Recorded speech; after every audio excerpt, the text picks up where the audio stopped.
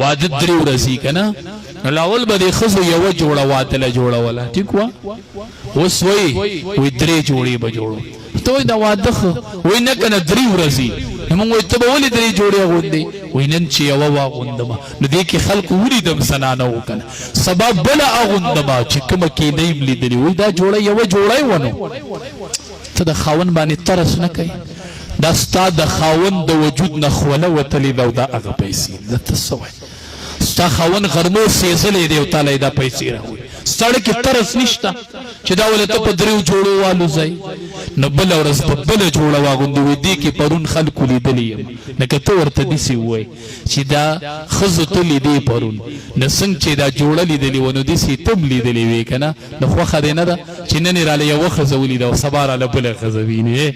او بله ورځ راله بله ښځه ویني څومره مزه به کوي دا به وایي چې نه بس یوه جوړه پوره ده خو دا نورې کیسې مه کوه که نه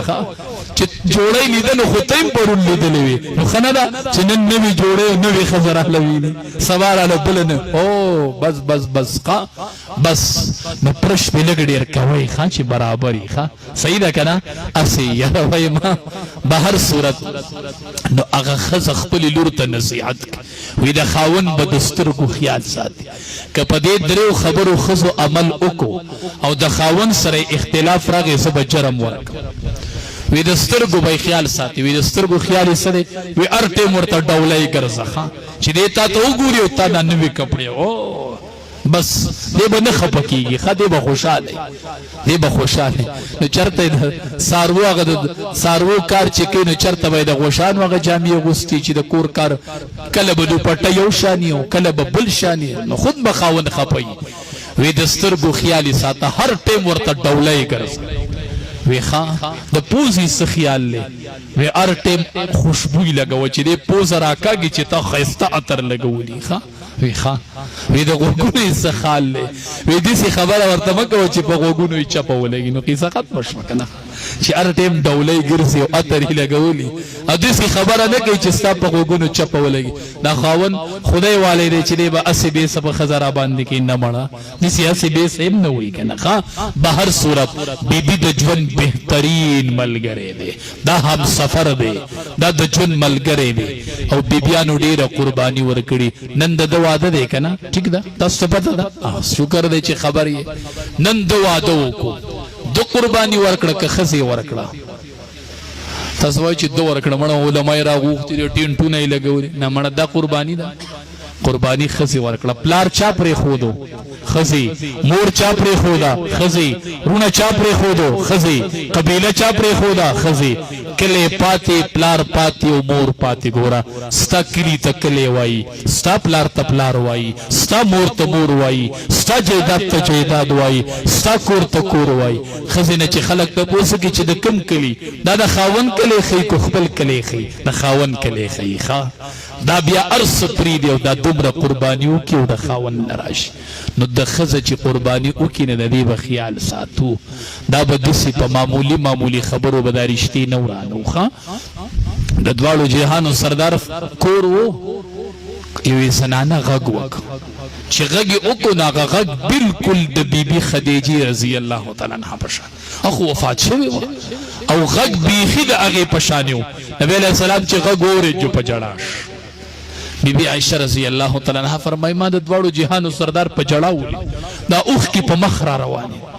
ما د الله حبیبه ولې جاړې وایي چې دا اواز را باندې بلکل د خدیجې په شانتې ولګېد ما چېرته خدیجه مې په وره راننوتله ما چې خدیجه مې چېرته په وره رالله ګوره بی بي خدیجه وفات کله ده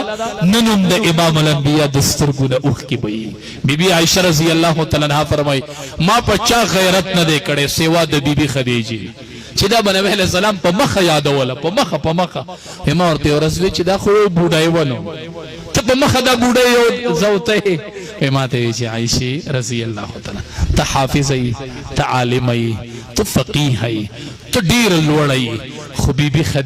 خدیجه وخه عایشې ما نه به نه خفه کېږي بیبي خدیجه به زه یادوم د مرګه پورې بیبي خدیجې په ما باندې د ټولو نه وړومبی ایمان راوړی دی